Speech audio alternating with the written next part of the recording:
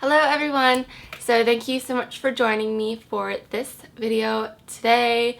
If you're new to my channel, hi, welcome. I don't know how you got to this video, or maybe you started with another video, I don't know. But thank you so much for joining me and hope you will subscribe. So I try and do a Q&A video every month. I didn't do one last month because I went out of town during the week that I normally film it, and that just screwed up my whole schedule. So I'm sorry that I didn't do one last month, but I am back in action this month. And oh yeah, and I'm trying out a new makeup look. Like, I guess I look like a vampire, I don't know. I just kind of like threw makeup on my face and this is what happened. So yeah, anyways, in one of my last Q&As, someone suggested that I answer more questions from the comment section. So for this Q&A, I'm going to be doing questions from the comments, but so you know, I normally don't do this. I normally ask for questions on my social media accounts, but then someone said that they don't use any other social media accounts other than YouTube, so they never got to ask a question. I encourage you to make an account on at least one other social media site. I feel weird saying that because I feel like I'm being some sort of like ambassador for social media or something, but I do think that you guys should get on board with social media. I think it's fun and a good way to keep track of, I don't know, the YouTubers that you like. That's where I usually ask questions, so please make an account and follow me. So all the links are in the description. For this Q&A, it's a special edition where I'm going to answer questions from the comments. First question is, how do you combat the tiring effects of medication? I'm on Seroquel and Lamictal. Been psychosis free for a while, but I was wondering if you had any advice. I have never been hypermanic type of person, but it's really weird that I'm even bipolar, but hey. Okay, so how do I combat the tiring effects of medication? Okay, well, I don't have any tiring effects from medication right now. Okay, I just moved the camera down a little bit if you notice that the frame is different because it was annoying me that there was like so much space over my head. I don't have any tiring effects from medication right now because I'm only on Lamictal, and as far as I know, sleepiness isn't a direct side effect of that medication. Like, I might be tired for other reasons, but I don't think it's caused from Lamictal. But I have heard that Seroquel and other antipsychotics make you sleepy, and I was taking an antipsychotic many years ago when I was first diagnosed, when I was struggling with psychosis, which I don't really anymore at all. When I was taking Lamictal, it did make me sleepy and that sort of thing, but all I did was basically just have like a normal sleep schedule where I would go to bed early and wake up kind of early. So I would just honestly use the medication at night to help me go to sleep. So if you're tired when you take it, like you get drowsy when you take it, just make sure you take it at night. So yeah, because that's when you want to go to sleep anyways. So if it's something that you have to take once a day, take it at night so that you're going to sleep anyway. I don't know. I'm not a psychiatrist. That's just what I did. You can talk to your psychiatrist about this. That's really what I always recommend. If it's like a specific question like this, then talk to your psychiatrist about it. But yeah, I didn't try and like fight the effects of it. I just used it as a sleep aid pretty much. I wanted to ask if you have any thoughts on meds for social anxiety / generalized anxiety. I'm on lamotrigine for bipolar disorder and stopped smoking weed months ago, but I still don't feel good or even productive. Any thoughts on what works well with lamotrigine for taking the anxiety down a notch? I can't get Ativan because my doctor is paranoid that I'll end up addicted or something. Ativan did help though, but only temporarily. Once again, this is something that you should talk to your psychiatrist about, even though you said that your doctor is paranoid that you'll end up addicted to it or something. Frankly, I would get a different psychiatrist if you really want the benefits of Ativan. If the Ativan worked for you and they still won't prescribe it, I just think that's bad practice. In my humble opinion, I think it's bad practice to deny a medication to someone if it's working for them and they don't show any, and they don't have a history of being addicted to it. Like, sure, if you get addicted to it, then I can see them taking you off of it and not putting you back on to it. But if you don't have a history of being addicted to it and it helped you, then I don't see why they wouldn't prescribe it to you. It seems ridiculous to me. I don't have any addictive feelings towards Ativan or anything. I've made a video about it. I can only speak to my experience, and the only thing that did work for me is Ativan, and so that's all I can say. But you could definitely talk to your doctor about trying other medications, or you can get a different doctor who will actually prescribe something that works for you. I'm not a psychiatrist, so I don't think that you should just be asking people. This is my personal opinion. I'm not trying to be condescending or insult you or anything. Like, I totally understand. Like, and I think it's a good thing for people to reach out, but I don't think people should be asking. I don't know. I mean, I guess it's okay to ask people advice just from their personal experience, but I don't think you should, try and get medical advice from people who aren't medical professionals. So, but yeah, in my experience, Ativan is really good with Lamictal, but that's just my experience, and I don't know. Okay, next question. Would you say veganism has been beneficial in any way to your mental health? Also, did you ever experience psychosis when you were in school, undergrad and grad school, and if so, did any of your classmates or teachers know you were experiencing it? Veganism has been beneficial. I think it has been beneficial, definitely, because what you eat totally can affect your mood so much. I think what you eat can affect your mood so much, and when you have like a really healthy meal with a lot of fruits and vegetables, and and if you have like a really healthy smoothie or something like that, you definitely feel better. And then if you eat junk food and stuff like that, you feel worse. So as a vegan, I definitely eat healthier. I eat more fruits and vegetables and less fast food and less junk food.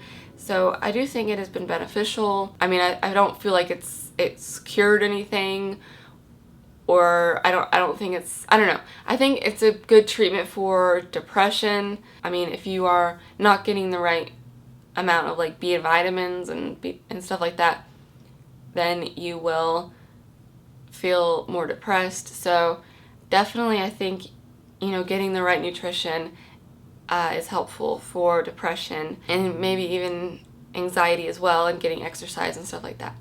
And did I ever experience psychosis when I was in school? Yes, I did. Not in graduate school, because that was after I was diagnosed and after I was on medication. In undergraduate, yes, I did have psychosis, but and I don't really know if they knew I was experiencing it, because I didn't really ask them and no one kind of confronted me about it. I do feel like sometimes I got some sort of looks, or people thought I was weird.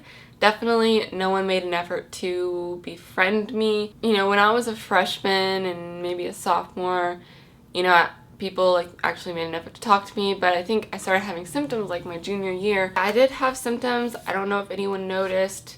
Yeah, because I didn't ask them and they didn't approach me about it. But, a lot of it was, it was in my head, and I didn't really act out on it other than maybe not talking to anyone, and I don't know, like I wasn't like full-blown manic and psychotic at the same time. I was just kind of having a lot of delusions in my mind constantly, or somewhat constantly, and this would have been like my senior year, because like when it first started it was like, not very often, but then my senior year I definitely like was really out of touch with reality a lot of the time, if not all the time. So yeah, but I don't know if anyone noticed. Like, I mean, maybe people notice. I mean, people can usually tell when something's up with someone, but they never approached me about it or anything like that, so I'm not 100% positive. I mean, there's a good chance that no one did notice, because I wasn't really acting out on it, so I don't really know if they did or not. I guess that's all I can say. I have one question, and that is, did your parents have any struggle like accepting or being aware, or having a taboo over the fact that you are bipolar? Because in my case, it's like they know I'm bipolar, and actually both of my parents are doctors, but they have this certain not knowing what to do with my crisis or paranoia and kind of ignoring it, like they don't mind I'm bipolar but prefer not to get involved. So for me personally, I'm not I mean, I was diagnosed when I was 24, 24, almost 25. So kind of to put it harshly, I didn't really care that my parents recognized it, which I probably, most people can't relate to this. I feel like, I mean, a lot of times people say I'm relatable, but then a lot of times people get mad at the things I say. So I oftentimes feel like I feel and think differently than a lot of other people. So I don't know. I really personally didn't care that my parents understood or knew what was up. I don't know if that's weird. I mean, sure, everyone wants to be like understood. They don't want to be looked down on or have a stigma on them. But I just don't care really because I don't know. It's like my life doesn't revolve around having bipolar disorder. You know, I make videos about it on YouTube, but other than that, I don't really define myself as having it. Like, it's not really a huge part of my identity or anything like that. So I don't think you should make it a part of your identity. So maybe your parents aren't focusing on it as being part of your identity because they want to see you as you and not your disorder.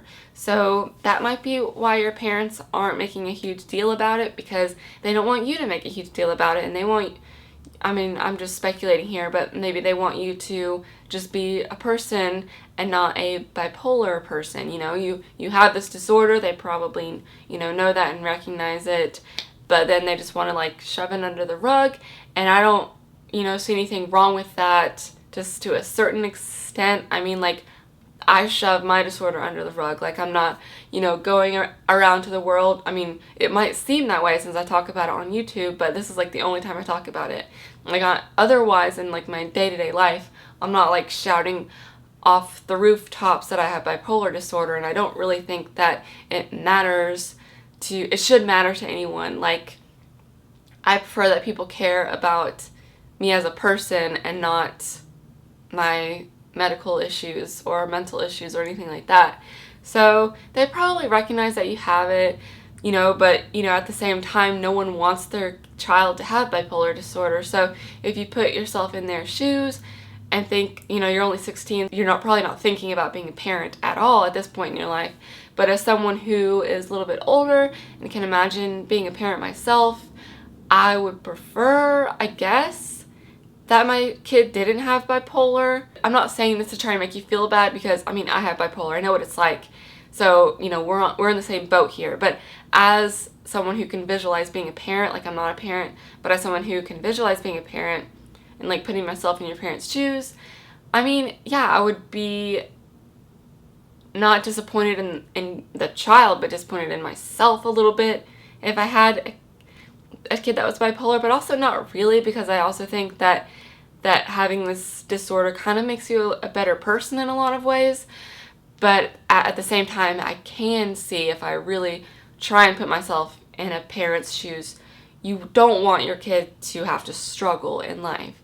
So maybe that's where they're coming from. Like, they don't want to think about it because they don't want to think about, someone that they love struggling, and they want to think about you in a positive light and that you're having a good life and stuff like that. So that's kind of how I feel like my parents think about it. Like, they don't want to think of me as a girl who struggles with mental illness.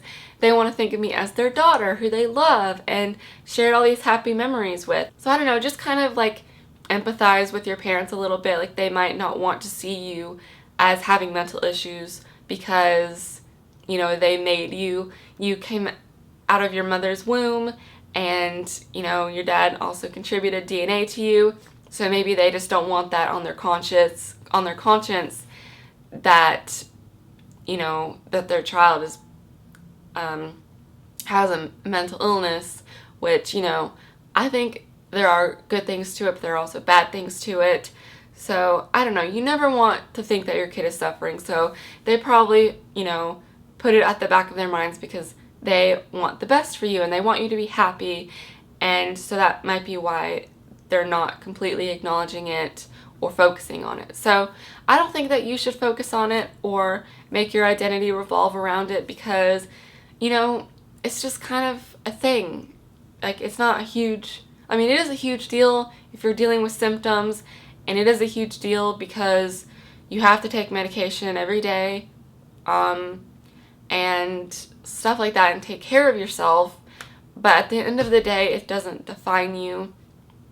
And so your parents just probably don't want to make that your identity because, I mean, there are a lot of positive things you can say about bipolar disorder, but, you know, there are also a lot of negative things about it because it entails, or, yeah, it signifies that you are struggling and that you're different and stuff like that. So, I don't know, just trying to empathize with how they might feel.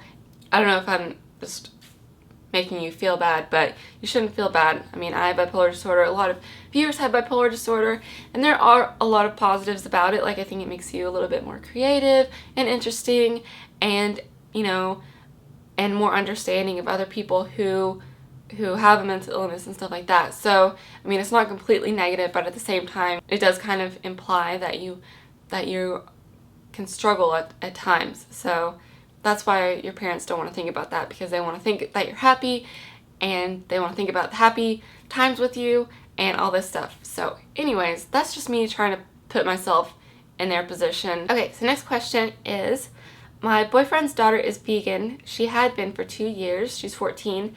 She also suffers with depression, and her psychiatrist said it might be because of her diet. What do you think about that? I think that's kind of BS, to be honest. I mean, I don't know of any science behind that personally, so I don't know, but, you do have to make sure that if you are a vegan that you're getting the right number of calories, because if you're not eating enough, that probably can make you go a little crazy. There might be some sort of, scientific basis for, malnutrition and mental illness. I don't know.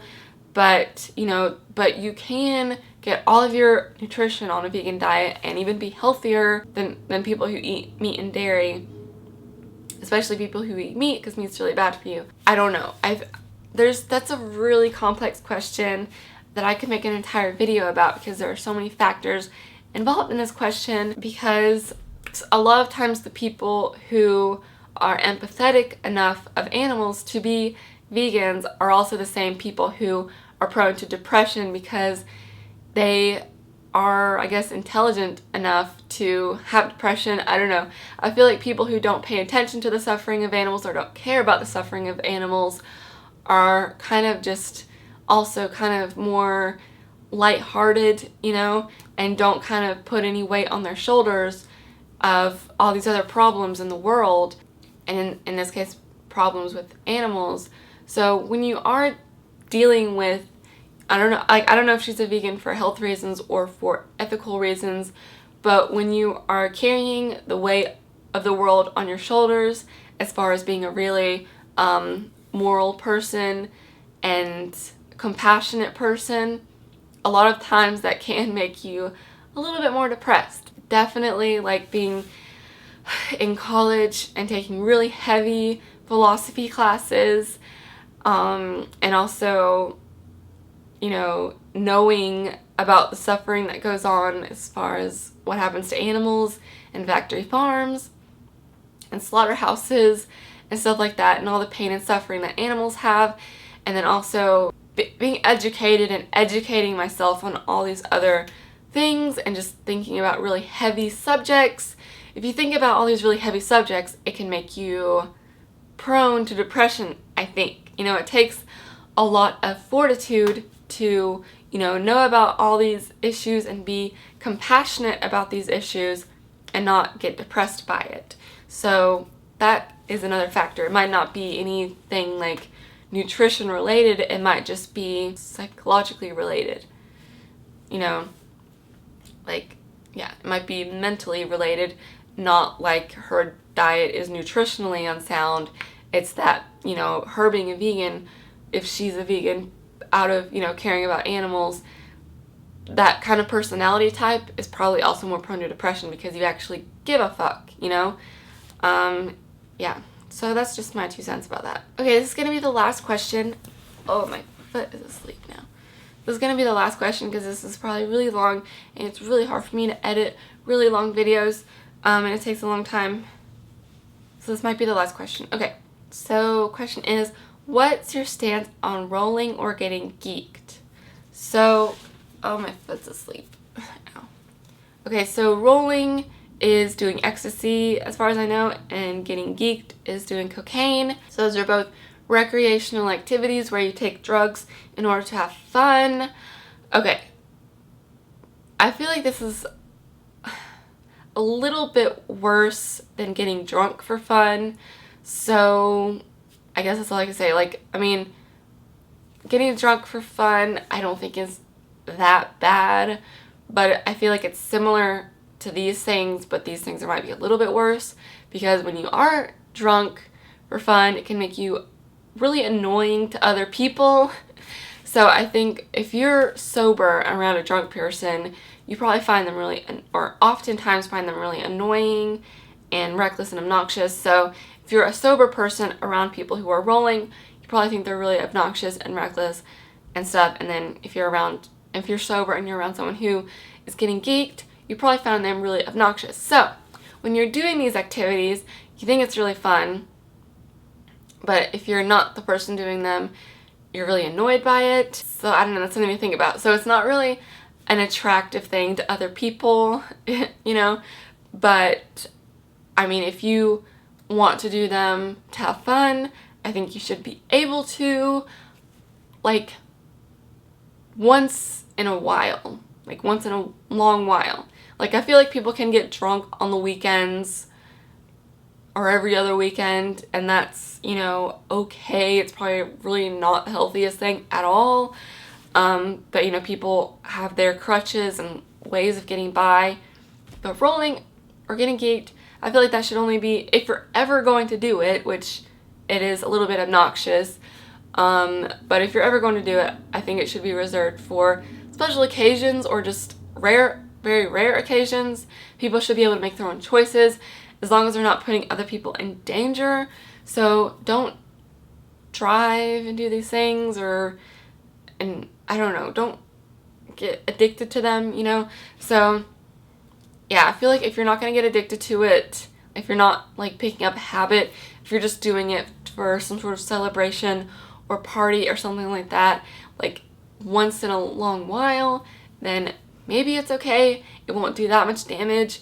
It's kind of the same as getting drunk, but a little bit worse. So that's my stance on it as of this time.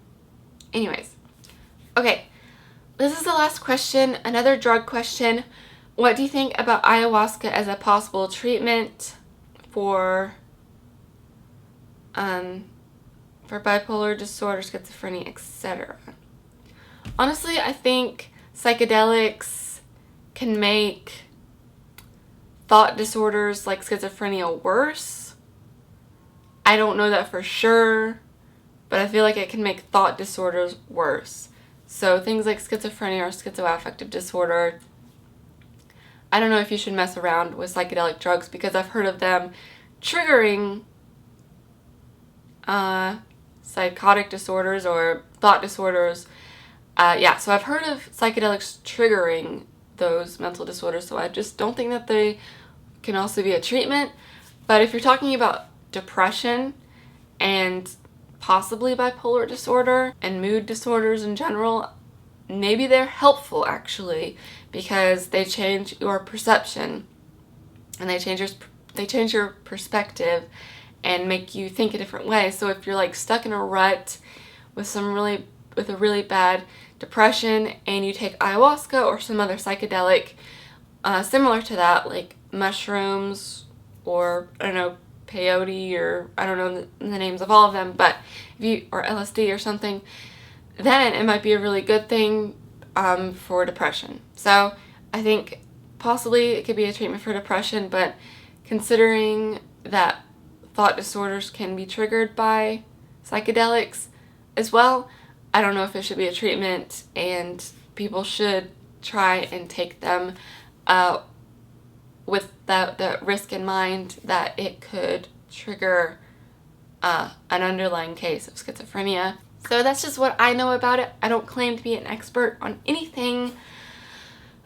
I'm just answering what I think. So I'm just saying what I think. And these are mostly my opinions. So, and I think a lot of people like subscribe to me and then unsubscribe to me and then subscribe to me and then unsubscribe to me. So like, I don't know if it's like because I'm mostly expressing my opinion. So I think you guys should take that in mind, that I'm expressing my opinion and I don't claim to be an authority on everything, and I'm not a really bigoted or dogmatic person. So while I will change my mind a lot, and I think that's okay to do that, you should keep an open mind. And so I'm just speaking about, you know, what I currently know at this time, and I'm not really dogmatic about most things. You know, some things I feel like I know pretty confidently, but other things I will admit that I don't know everything about. Like, I don't know everything about how psychedelics affect mental disorders, and, you know, and I don't claim to be an expert on psychiatry or anything, which most of these questions had to do with. Okay, but anyways, that's it for this Q&A. I hope I said something mildly helpful and not entirely hurtful in this video. Yeah, so once again, I hope that you will follow me on my social media. All the links are below, because that is usually where I request questions for the Q&As. So like at a random time during the month, I will say, please send me questions. That's normally how I get the questions. You are free to leave a question in the comments. If it's something that I can answer really quickly, I will type out an answer. But if it's something that, you know, is really labor intensive for me to answer, I might have to just take a screenshot of it and answer it in a video, because there are so many hours in the day. I say this all the time, and I do really value all of you guys' input and feedback and questions and all of the time that you guys spent, you know, watching my videos or sharing my videos and all of that stuff. Like, I do really value you guys so much, but there's only one of me, and I can't respond to all the questions, especially if it's a really long question or a really complex question. There are just so many hours in the day. There are only 24 hours total and only like 12 waking hours. And, you know, I have a life too, so I can't spend all of my time replying to every single comment and question. So just please keep that in mind if you're someone who gets insulted when someone doesn't, you know, reply to your comments or something like that. Like, you should recognize that YouTubers do actually have lives too. But if you do have a question that you want to make sure that it is answered, I have an app for iPhone and Android, and if you go on the Play Store or App Store, you'll find it if you search Raw Sammy, and I do exclusive Q&As just for exclusive subscribers on my app. So you just have to become an exclusive subscriber on the app. It's only $1.99 a month. So if you can afford that and you really want me to answer all of your questions, then I encourage you to become an exclusive subscriber on my app and then go and ask your questions on the forum of my app. And then you can also get your questions answered that way if you're a patron, because I also post those Q&As on Patreon. So I just do a Q&A podcast for exclusive subscribers on my app and patrons. So if you really want me to, you know, to answer your questions, no matter what they are, and have it guaranteed to be answered, then you'll have to become a patron or become an exclusive subscriber. That's just the way it is, because that's the only way I can, you know, provide that service to you in a fair way. I would really be grateful for anyone who wants to become a patron. You know, it might not seem like I work hard on these videos, but I do, and I really am putting myself out there, if you haven't noticed. So yes, if you can, please become a patron. If you can't, then don't feel any pressure to become a patron. I understand what it's like to not have any extra income for stuff like that. But if you can and you do appreciate my videos and all that stuff, then please become a patron. It would help me out a lot. I really totally appreciate your support of my channel. And then I also appreciate support, you know, if you can't be a patron. I really appreciate it when you like my videos and share my videos and comment on my videos. and watch my videos. I really appreciate that too. So anyways, I hope you guys have a great day. I'm losing my voice, and so I'm gonna go immediately before I hurt myself. So have a great day, and I hope I'll see you in my next video. Okay, bye!